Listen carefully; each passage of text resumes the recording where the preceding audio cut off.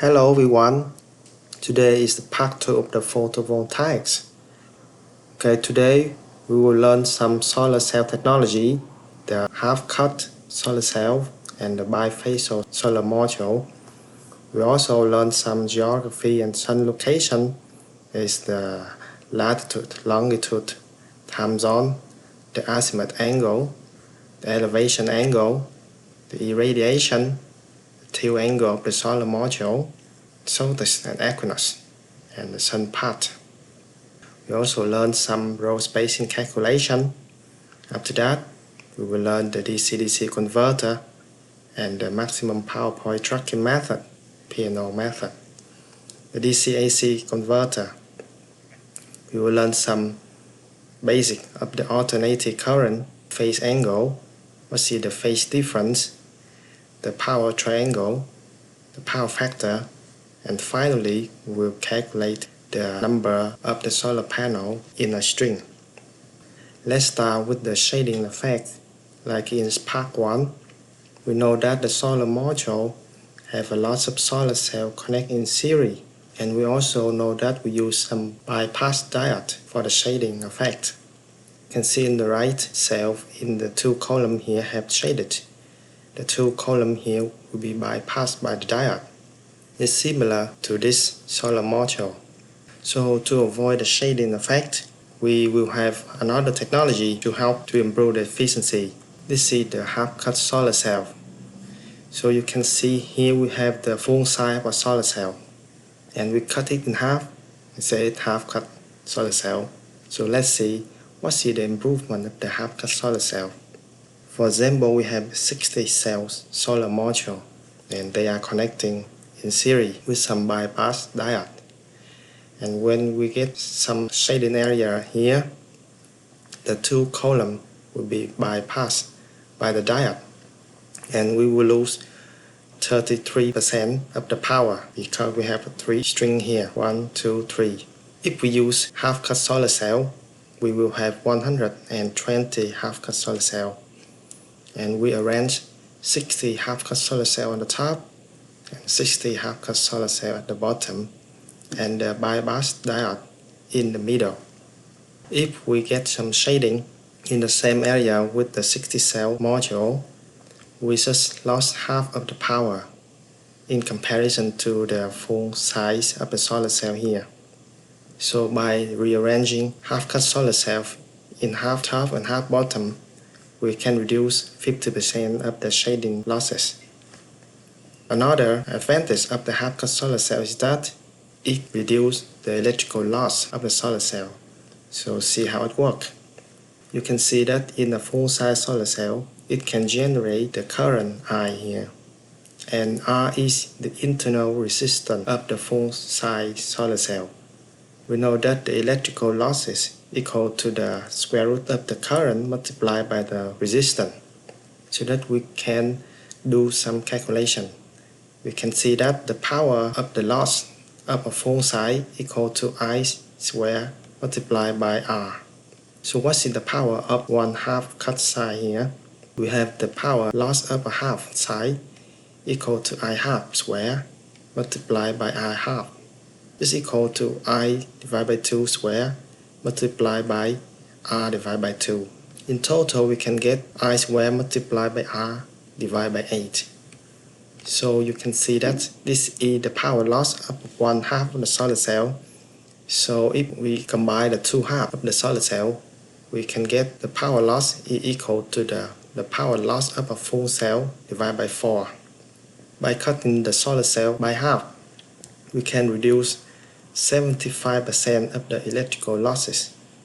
And by doing this, we can increase up to 3% efficiency of the solar module. In the future, they may cut the solar to 4 parts, so we can increase more efficiency. With the power loss is less than the full size, the half-cut solar cell have lower temperature in comparison to the full-size solar cell. By this, the half-cut solar cell can last longer. We also have other technology to improve the solar module power. This is the bifacial solar panel. You can see in the traditional solar panel, we only have one face facing to the sun and there's nothing in the back. With the bifacial solar panel, the sun, when it hit to the ground, it reflects back to the solar panel and we can get some power from the reflection of the sun. We can gain up to 20% of the power. You can see here, if we have water, it can reflect 5%. If we have the grass or cement, when the sun reflects back to the solar panel, we can gain 7% of the energy. The sand we have 9%, and if we have the white paint, we can get up to 19% of the energy. So it is interesting here with the white paint. It is possible in the flat roof. If you install a solar in the roof and when you paint the roof with white paint, you can increase up to 20% of the energy. We will learn a bit about the geography. Why we have to learn about the geography? Because the solar energy is dependent on the location on the Earth. So by knowing the location of the solar system, we can estimate the energy every year and calculation about the shading effect. So first, we will learn about the latitude. The latitude you can see in the figure here. The biggest is the equator. We have the 0 degree here. And if you go up to the north, we have 90 degrees. This is in the positive side. If you go to the south, you have the negative side. For the longitude, you see the line connecting the north and the south poles. And we have here the 0 longitude. If you go to the east, we can get positive value. And if you go to the west, you get the negative value. I have checked the Google Map, and this is the CAT Bishop Town campus. We have the latitude of nearly 52 degrees. Is somewhere in this latitude here. We have the longitude of minus 8.5 degrees. So you see here, this is Ireland. This is the time zone. So why you need to learn about the time zone? Because based on the location, you need to specify what is the time on that location to make sure that you will have the correct position of the sun by the local time. So we use the UTC. It's the Coordinated Universal Time. In Ireland, we have UTC plus 0 or UTC. In some country, to the east, we have UTC plus 1, 2, 3. To the west, we have UTC minus 1, 2, 3, 4, 5, something like this. So next, we learn about the azimuth angle. The azimuth angle is simply to show in the direction. You can see here, if you face into the north, it's 0 degree. It goes positive when you go clockwise. So when you go to the east, it's 90 degrees. If you go to the south, it's 180 degrees. And if you go to the west, it's 270 degrees. Or you can go counterclockwise and you get minus 90 degrees here for the west. So let's see some example. You can see here, you can see the solar array. So they are facing south. This means that the azimuth angle is 180 degrees, or we can say that the solar panel is facing true south. So here the example of a solar array is facing a bit to the southeast.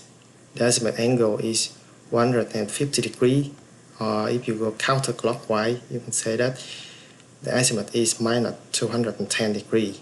It's similar to the solar system here. It's facing a bit to the southwest.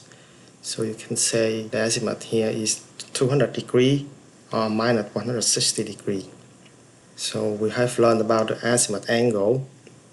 The azimuth angle just showing the direction. And in the figure here, you can see that when the sun in this position, the azimuth angle is about 45 degrees.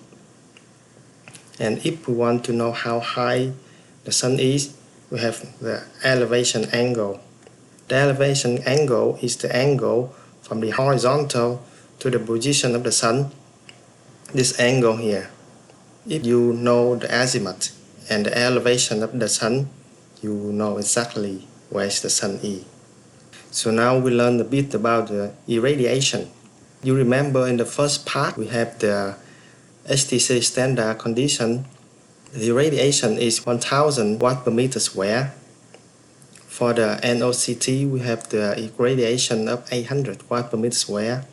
We have direct normal irradiation, DNI. We have the global horizontal irradiation, GHI, and we have the diffuse horizontal irradiation, DHI. So what are they? So first, what is the direct normal irradiation? So the direct normal is the irradiation that we measure directly from the sun. And what is the diffuse horizontal irradiation?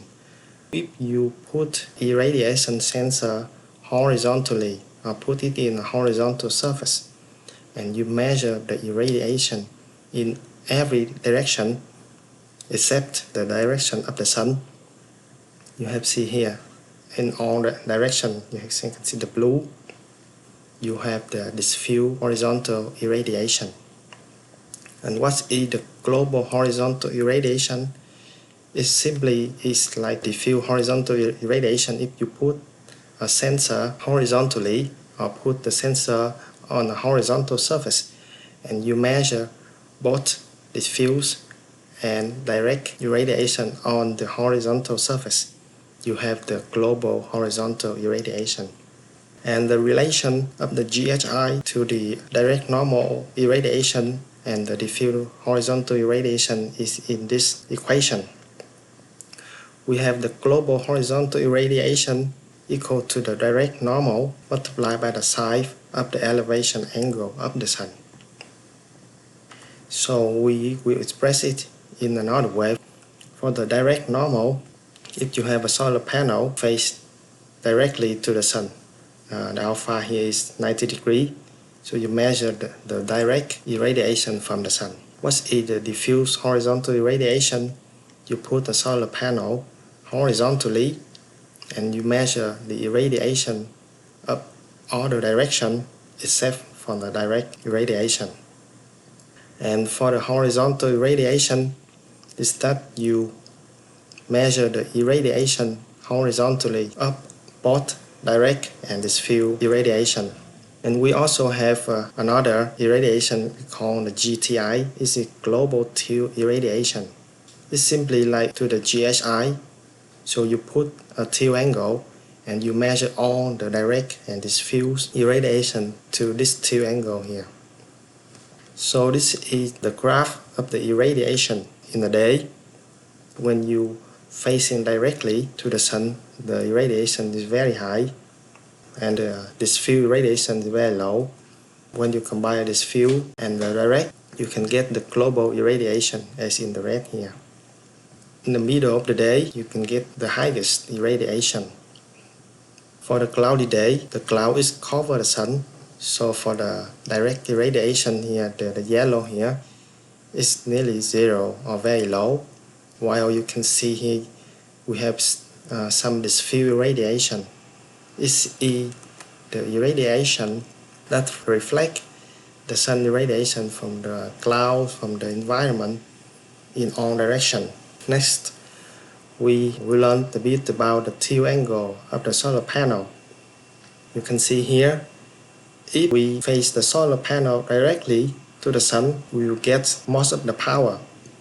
If we increase the tilt angle of the solar panel, we will have less power than direct facing to the sun. And if we keep increasing tilt angle of the solar panel and it's parallel to the sun ray, you will get 0 watt, you get nothing. So the value of the global tilt irradiation here equal to the GHI multiplied by the sine of the tilt angle plus the elevation angle divided by the sine of the elevation angle. Why we have this formula? Because the solar panel can have different tilt angle, so it's easy to use the value of the global horizontal and calculate back to the GTI. The solar panel, when we install in a specific location, depends on the rotation of the Earth. Because the Earth is tilted about 23.5 degrees, so we have something called the winter solstice, summer solstice, and vernal equinox, and autumnal equinox. So you can see here at the autumnal equinox and the vernal equinox, the duration of the daytime and nighttime equal together. For the winter solstice, we have the nighttime is longer than the daytime, and for the summer solstice, we have the daytime is longer than the night time. This is the path of the sun. We can generate the path of the sun by going to this link. I have location of CIT, and what is it? So it's showing the solar elevation angle and the solar azimuth angle of the sun in different time of the year. So you remember azimuth angle is the direction, the elevation angle is the angle, how high the sun is. Let's see how can we understand this graph. The blue part here is showing the December, January, February, March, April, May, June. The red part is the time. You see 4 a.m., 5 a.m., 6, 7, 8, 9, 10, 11, 12 p.m. here, 1 p.m., 2 p.m., 3 p.m. up to 8 p.m. You can see here this is the path for the winter solstice. It's in December 21st, and this is the path for the June solstice. This is June 21st. And why we don't have July and August? Because July will be the same to May, August will be the same to April, September to be the same with March, October to be the same with February, November to be the same with January and December. So we only show in 7 months from December to June. So what is it showing here? For example, if I want to know what is the azimuth and the elevation angle of the sun in winter solstice at, for example, 10 a.m., what is it? For the winter solstice, we have in December 21st here. So we look at the blue part of the December 21st here, and we look at 10 a.m. So this 10 a.m. we see the part here. At this point, look horizontally, you can see the elevation angle of the sun is about 12 degrees. And what is the azimuth of the sun? The azimuth of the sun at this point is very close to 150 degrees. So this sun path here is very useful for us for future application in calculating the row spacing. So we'll look at some example. What is the elevation angle of the sun in vernal equinox at 8 a.m.? And what is the azimuth angle of the sun in winter solstice at 2 p.m.? So we can see that in vernal equinox, so we come back here, the vernal equinox is in March. So we look at the blue part of March here at 8 a.m. So we have this point, and we go look at horizontally, we can see that the elevation angle is about 18 degrees. What is the winter solstice? So the winter solstice is in December. So we look at the December, and we look at the time at 2 p.m. So this is 2 p.m. part. At this point here, you can see that the azimuth angle is about 200 degrees. So in industry, we will focus on the section of 9 a.m. to 3 p.m. Before 9 a.m. and after 3 p.m., the sun elevations get very low. We focus on the section from 9 a.m. to 3 p.m. because at this section, we will have the most energy from the sun. For example, if I want to know what is the lowest elevation angle of the sun from 9 a.m. to 3 p.m. So you can see that it's this point here in December. We have the lowest angle of the sun. It's at about 6 degrees or something like that. So in Ireland, we will ignore the December and January because the sun elevation is very low. So we will start with the sun elevation of February. So what is the lowest elevation angle of the sun in February?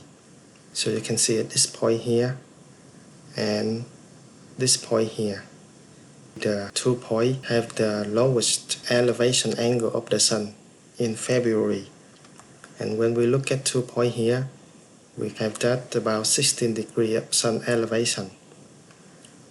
And with the azimuth angle at 9 a.m. is 135 degrees, and at 3 p.m. is 225 degrees. So by knowing the lowest sun elevation angle, we can calculate row spacing. For example, here you can see we have two rows of solar panels. This is the first row, and this is the second row. When the sun shines to the solar panel, we have some shadow. And what is the minimum space between the two rows, that when the sun at the lowest point, it still don't cast the shadow to the second row. You can see here, if we have the solar panel length of L, and we have the tilt angle of the solar panel, we can calculate the distance from this row to this row. This is the CB here. So first, we will need to calculate the height of the solar panel. So the height of solar panel is AB here, and the AB here is equal to the solar panel length L multiplied by the side of the tilt angle of the solar panel. And then from this, you can calculate the minimum space between the row is CB equal to AB divided by the tan of the elevation angle. So that is the reason why we need to know what is the lowest elevation angle of the sun. So look at the example. If we have the solar array with tilt angle of 25 degrees and the length of the solar panel is 2 meters. So what is the estimated minimum space between the solar rows so that there will be no shading at the sun of elevation angle of 16 degrees? So the height of the solar panel is equal to L multiplied by side of the tilt angle equal to 2 meters here. The angle is 25 degrees too. So we have the 0.845 meters. And with this formula, we can calculate the estimated spacing between the two rows is equal to the height divided by the tan of the elevation angle equal to 0.845 divided by the tan of 16 degrees. It equal to 2.95 meters, or close to 3 meters. So with the estimate calculation, we can say that if you put the two rows 3 meters apart, you don't have the shadow with the sun of the elevation of 16 degrees.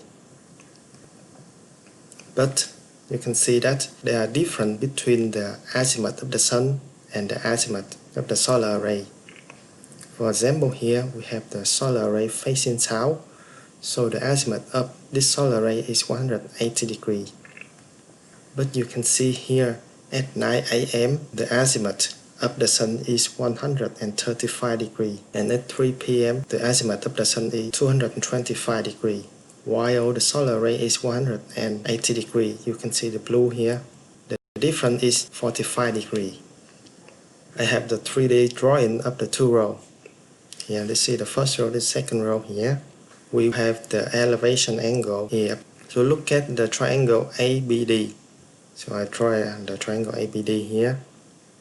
You can easily calculate the length of the DB here. First, we need to know the length of AB. So the length of AB is the height of the solar panel. So height equal to the AB equal to the L multiplied by side of the tilt angle of the solar panel. So we learned already. So now we look at the triangle BCD. So this is the triangle BCD here I draw for you. You can see the length of the BD here is larger than the length of the CB. So the length of the CB is the space between the two rows. And the angle here is the azimuth correction. You can see that the CB equal to the DB multiplied by the cosine of the azimuth correction. The minimum space here with the corrected row spacing equal to the height divided by the tan of the elevation. This is the estimated row spacing that we have learned before and multiply with the azimuth correction. So let's look at the previous example. Here we have the solar array at the tilt angle of 25 degrees and the same with the length of 2 meters. So we calculate the corrected minimum space between solar rows so that there will be no shading at the sun of the elevation of 16 degrees and the azimuth correction angle is 45 degrees. First, we do the height of the solar panel is equal to solar panel length multiplied by sine of the two angle. So the same value here, 0.845 meter. And this is the estimate minimum spacing. Take the height divided by the tan of the elevation angle, we get 2.95 meter, as we learned before. The final step is to make the correct minimum spacing. So you take 2.95 multiplied by the cosine of the azimuth correction. So the azimuth correction here is 45 degrees. The final value is 2.09 meter.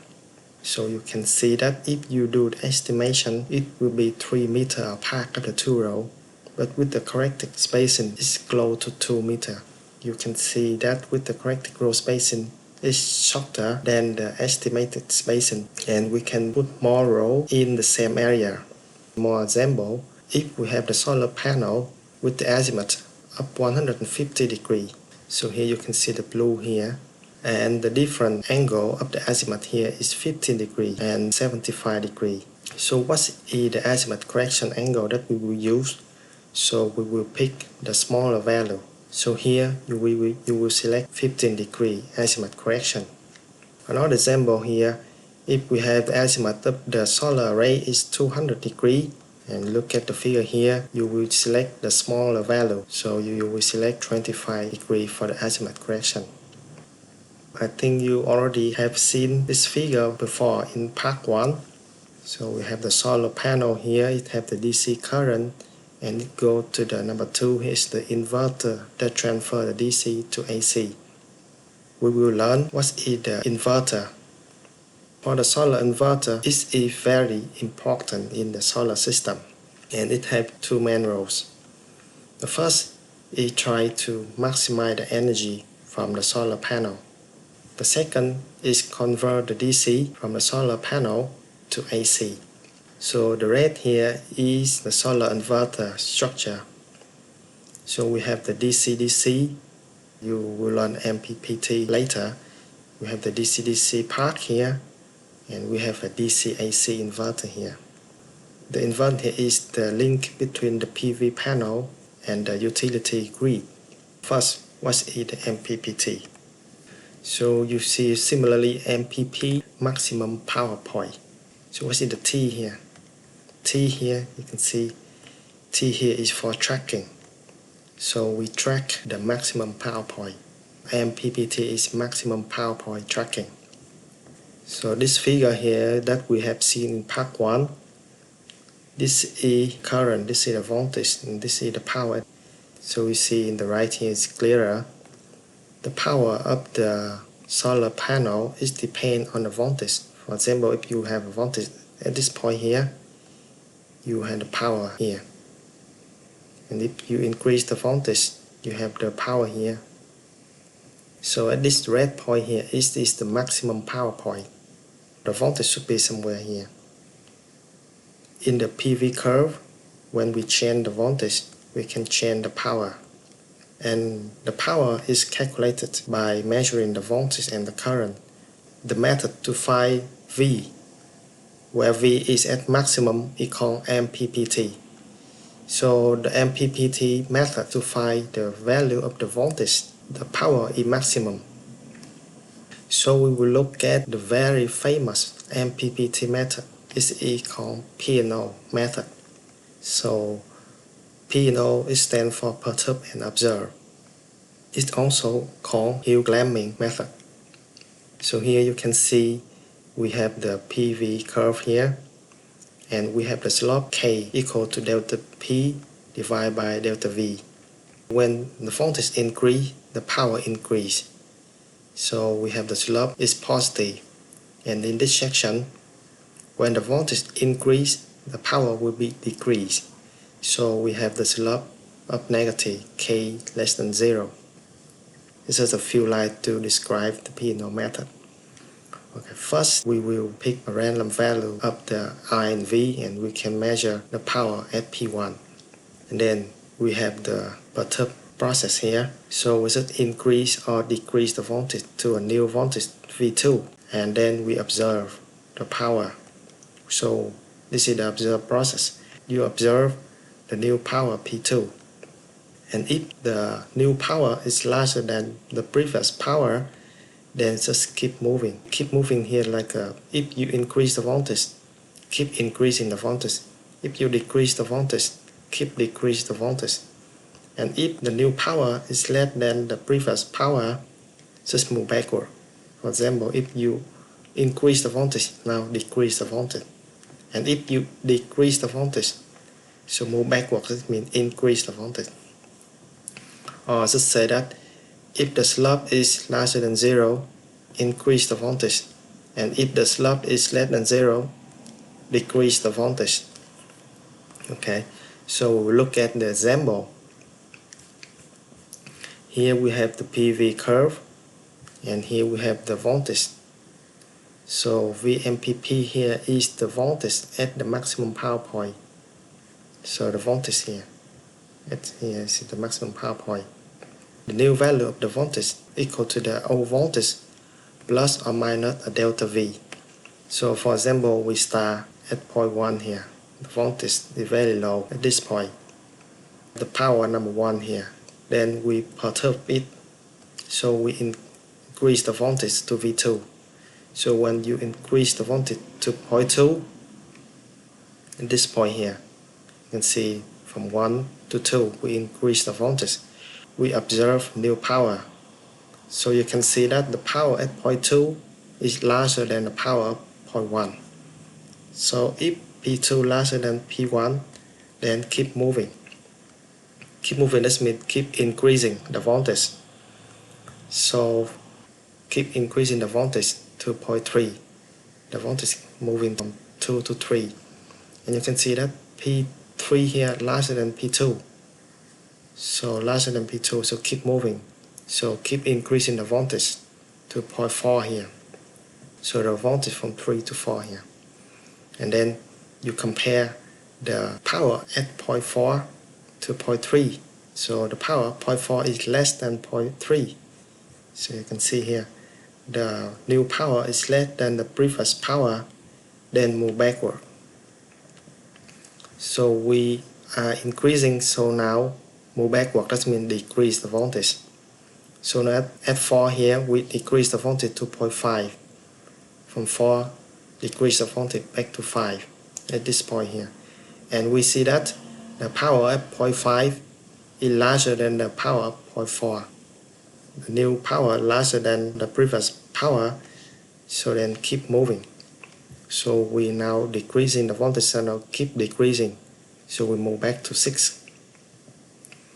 And the power of 6 is less than the power of 5, so then move backward. So we are now decreasing, so move backward doesn't mean increasing, so increase the voltage 6 to 7, and from 7 to 8, and 8 to 9. So this is the mechanism of the P&O method. It's simply like up and down, decrease or increase the voltage of the delta V. The drawback of the delta V here is too large. You can see here large delta V. So the large delta V, that the voltage will decrease and increase and decrease, but it never reach to the red value of the VMPP here. So another way is to reduce the size of delta V here.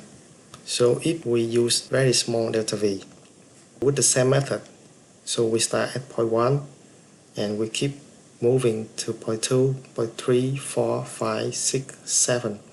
So the voltage keep increasing 1, 2, 3, 4, 5, 6, 7. And at point 7, the power is less than the power at point 6, so we're moving backward. So the voltage will be decreased to point 8 and 9. So we will have the conclusion that if we use the delta V, which is large, that we can move in very fast. But it's not accurate. You can see here from point 1 to point 4 here, just 4 steps, and we're moving very fast. But it's not accurate because it's too big. With the small delta V, you can get very accurate because you can get very close to the MPP here, but it's not fast. You can see from number 1 to number 7, we need to take 7 steps to reach to the MPP point. In general, the P&O methods here, it has the advantage of very reliable and very simple calculation, very simple method. You don't need to do a lot of calculation, a lot of math. You still can use the P&O method. You can see here the voltage keep increasing and the power increasing. It looks like clamping to the hill. So that's why we call it hill clamping method. The disadvantage of the P&O method is depend on the value of delta V. Sometimes the delta V is large, sometimes the delta V is small. So it depends on the value of the delta V and it fluctuates. So it will never stay constant. The voltage will keep up and down around the MPP, but it will never be constant. So how to improve the P&O method? So first we can use large delta V in the beginning for fast tracking, and then we use small delta V for accuracy. Or we can keep the voltage unchanged at the MPP, then we can avoid the fluctuation. Or another method is very useful here.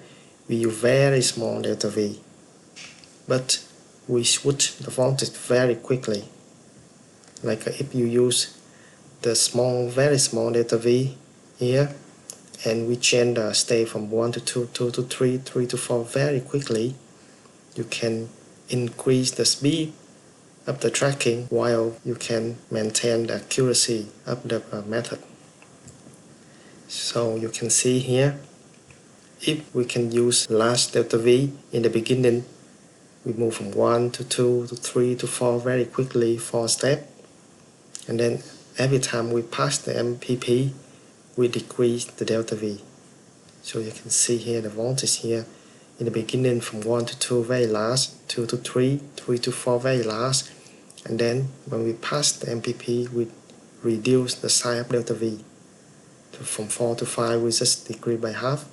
And 5 to 6, 6 to 7, 7 to 8, and we get very close to the VMPP here.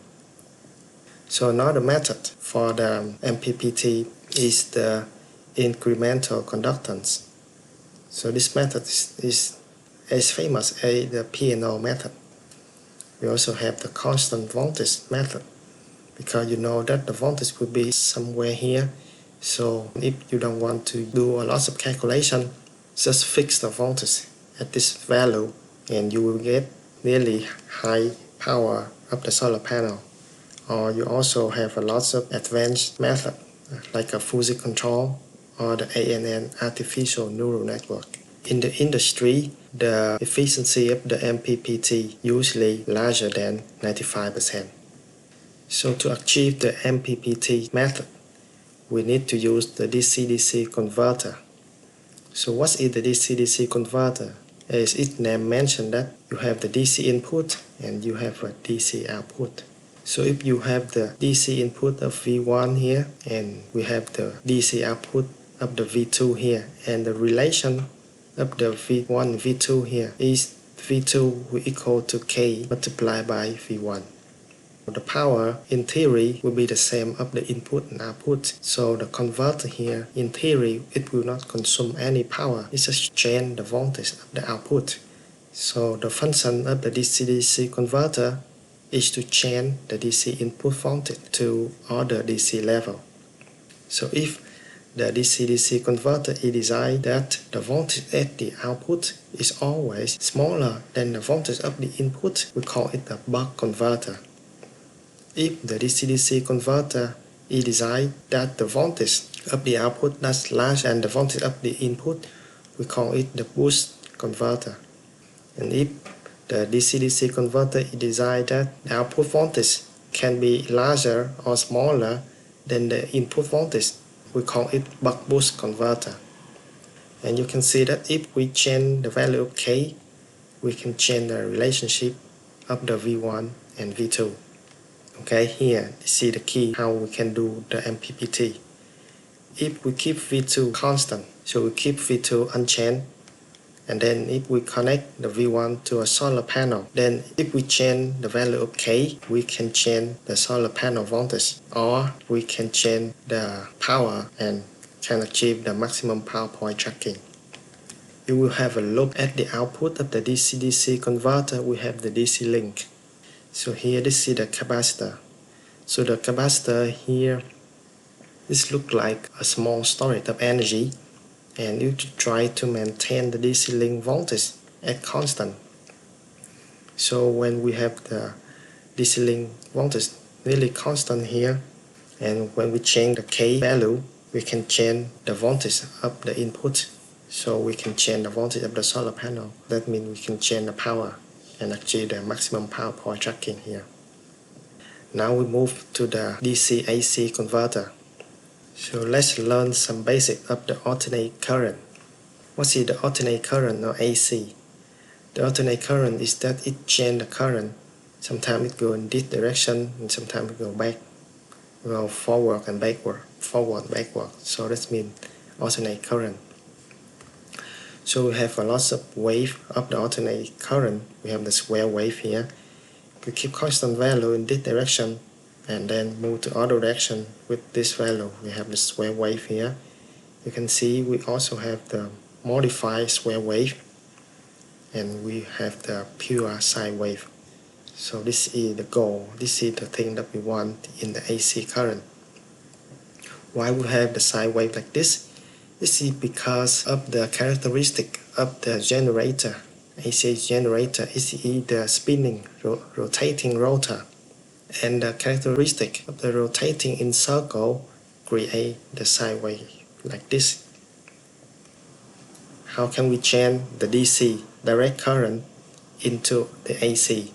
So we use the H-bridge. In the H-bridge we have 4 switches. We have a switch S1, S2, S3, and S4. And you can see it look like an H. And then look at this. First, if we close S1 and S4 and open S2 and S3, the DC current will flow in the red light like this. And if we do the opposite thing, we open the switch 1 and 4 and close switch 2 and 3, the current will flow like this. And you can notice when you look at the resistor R, you can see the current will flow in this direction, and then it will flow in this direction, in the opposite direction. So by doing the switching of the 4 switch here, we can achieve the alternating current. Sometimes it go in one direction and then it go in the other direction, and we can achieve the AC by only close and open the switches. Now you can see here, this is the close and open of the switch of the 4 switch here. It have the different time of closing and opening. I will zoom a bit bigger for you to understand. If we can change the width of the pole, here this is very small here, bigger, bigger, bigger, smaller, smaller, smaller, we can achieve something like the sine wave. The method that we change the width of the pole is called the PWM, or pulse width modulation. So you can see that we turn on and turn off the switch very quickly, and with different pattern we can achieve the output like this, and we can see we have sine wave at the output. The switching frequency is usually in the industry larger than 20 kHz. What means 20 kHz here? That means the switches are turned on and off more than 20,000 times in a second.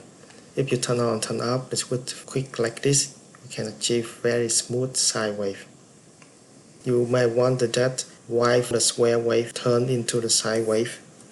So you have a look at the output of the inverter. We have the AC filter. We have some inductor and capacitor here. So the function of the filter here is filtering out high frequency pulse, just let the low frequency to pass to the filter. So I will not focus too much on the function and the mechanism of the PWM method. But you know that when we switch the switch in a specific pattern, you will achieve the output of the sine wave. So now we will learn what is the period and phase angle. Here in Ireland, we use 230 with the frequency of 50 Hz.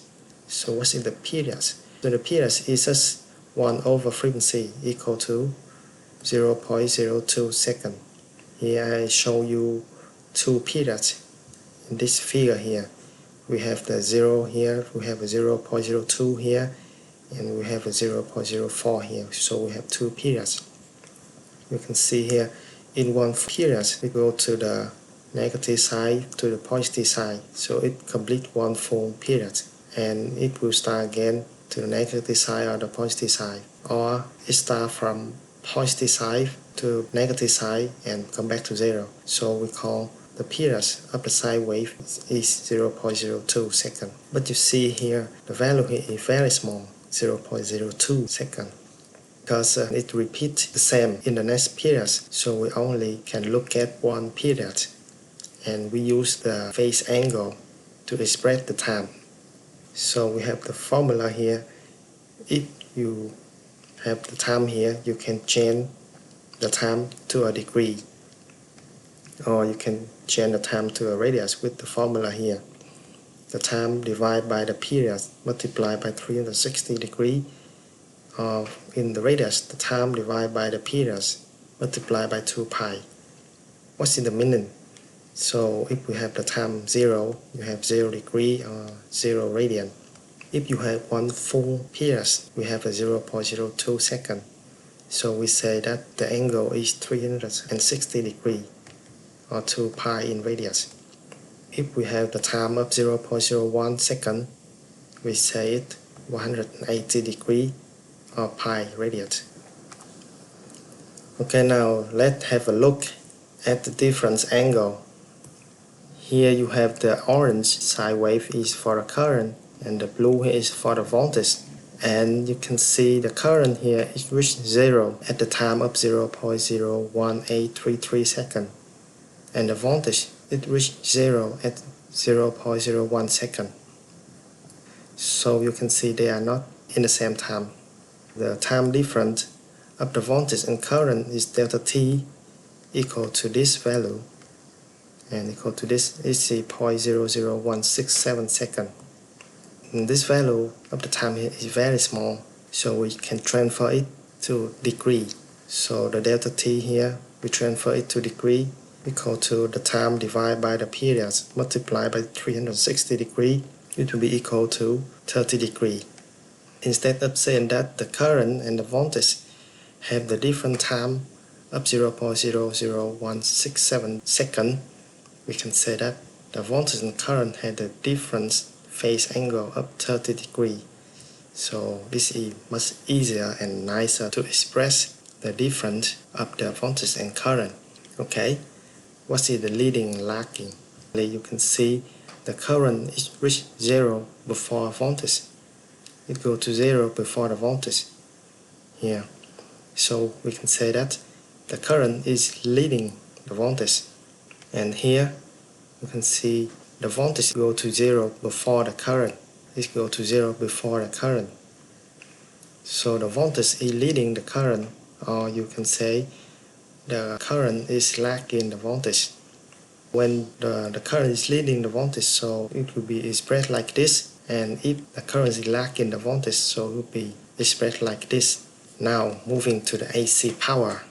So this is very challenging and one of the most difficult things to understand. How to calculate the power of AC. For the DC it's easy, just multiply the voltage by current. You see here the voltage and current, they are in different phase angle. When you multiply the V and I together, we get the sine wave like this.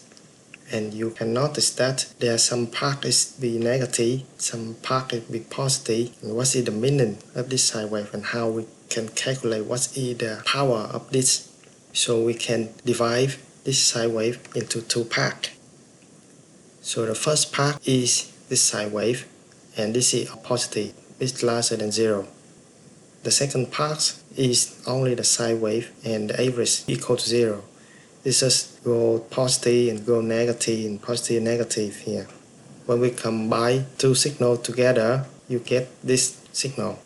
So with this signal, we have positive value, so we call this signal is the active or real power. and this is the reactive power. The average value is positive, and the average value of reactive power is 0 because the positive side and the negative side are the same, so the average value will be 0. Let's move to the power triangle.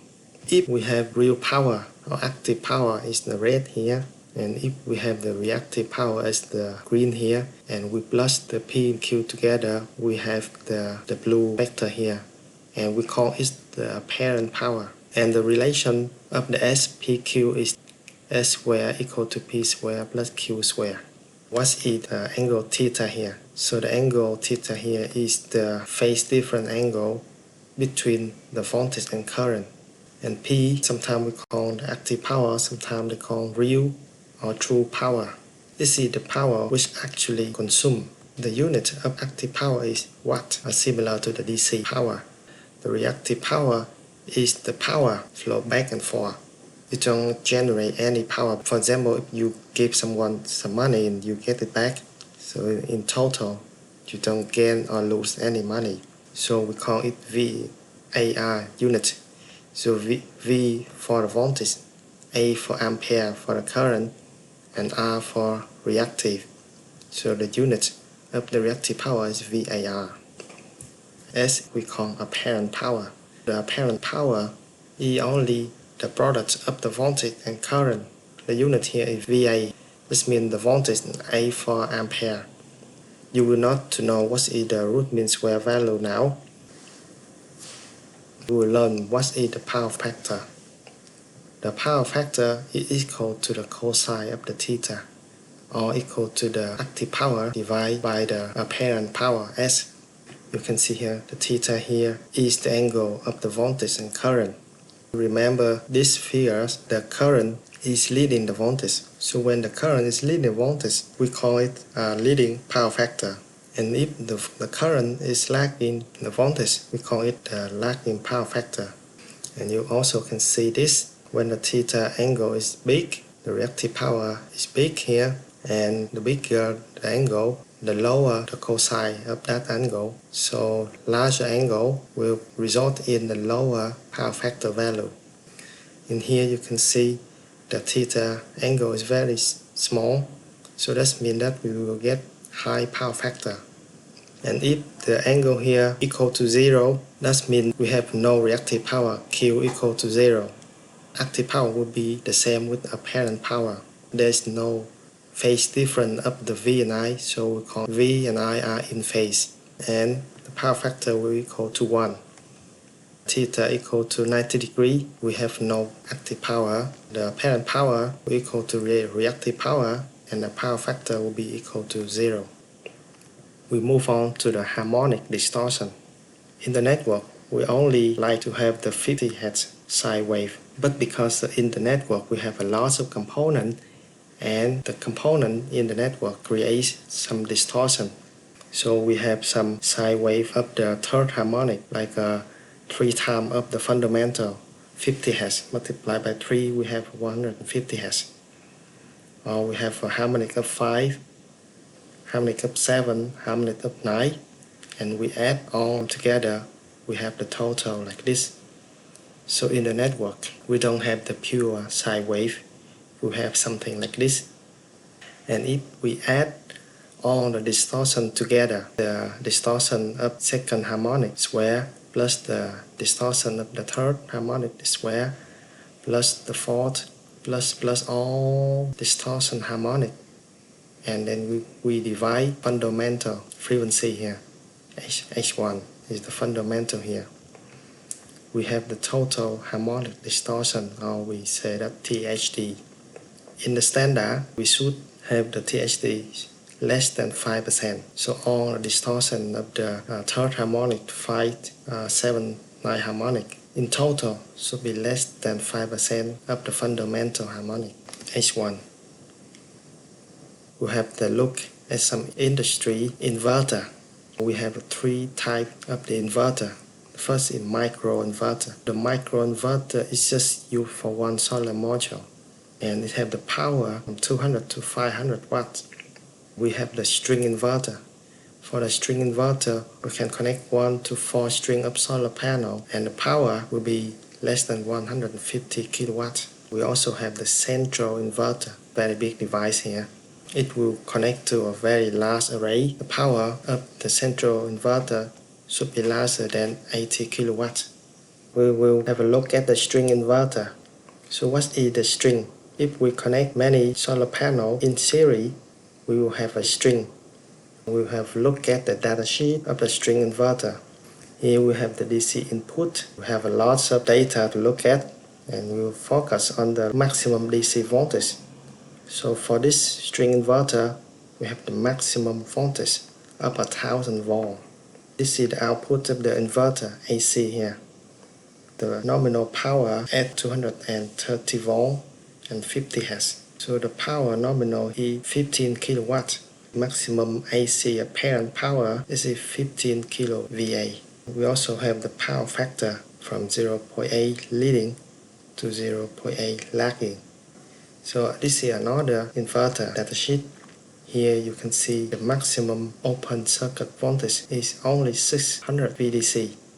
For this inverter, we have the maximum of 1000, but for this inverter, we have maximum of 600. We have the AC output here. You can see the power factor is unity. Unity, this means the power factor equal to 1. Or you can say it's larger than 0.99. And it have the adjustable range of plus or minus 0.8. So plus or minus here, that means that it's from lagging to leading. So you also see the total harmonic distortion here. It's less than 3%. So we have a standard less than 5%, and this inverter here have the THD less than 3%. Oh, so this is good. Now we go to calculate the string quantity. Let n is the number of series solar panel. We connect the solar panel in series, so we add the voltage together. If we have the open circuits of a solar panel and we multiply with the number of the solar panel in the string, we will have the maximum voltage of the string here. And the voltage here should less than the maximum voltage of the inverter. Or we can say that the number of the solar panel will be less than the voltage of the inverter divided by the open circuit of the solar panel. The VOC mark here is the maximum open circuit of the solar panel. So we learned in part 1 that the VOC equal to the VOC STC multiplied by 1 plus the temperature coefficient of the voltage multiplied by the temperature minus 25. You remember that the temperature coefficient of the voltage is negative. So that if we want to get the maximum value of the VOC, we need to find the minimum value of the temperature. So here, to look at the temperature of the location that we have the solar panel, I recommend to go to this website, weatherbase.com. It's not only showing the temperature of Ireland, but also worldwide. You can look at the temperature in the US, in Germany, in any country in the world. When you look at this website and look for Cork Island, you can see that the lowest record temperature is minus 8 degrees. The lowest temperature in Cork is minus 8 degrees. So now we go back with the formula here to calculate the maximum open circuit of the solar panel. With this formula here, for example, we use this data sheet of the solar panel. The open circuit at STC is 45.6 volt multiplied by 1 plus the temperature coefficient of the voltage here is a minus 0.34%.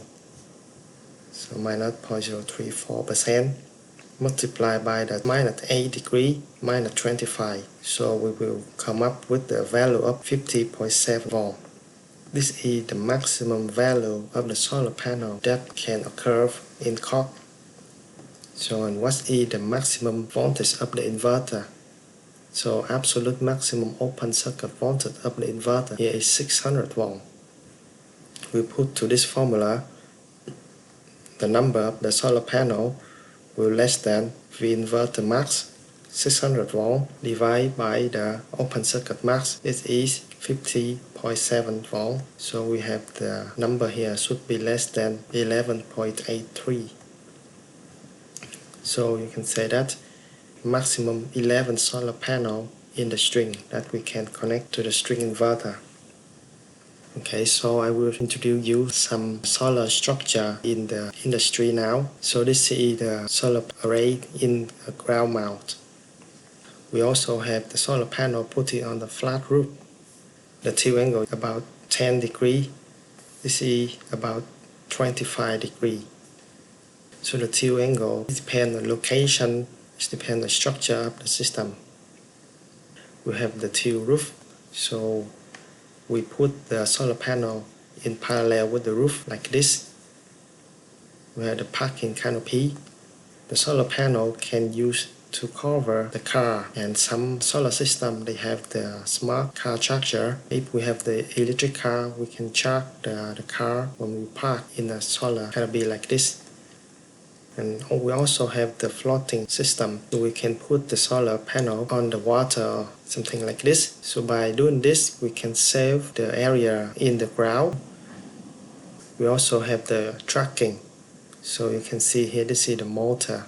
The tracking here is changing the tilt of the solar panel to face directly to the sun. So with the tracking system, we will get more energy. We have to spend some energy for the motor to rotate the solar system. But the energy for the motor is less than the power that we gain by rotating the system. And we also have the wetland.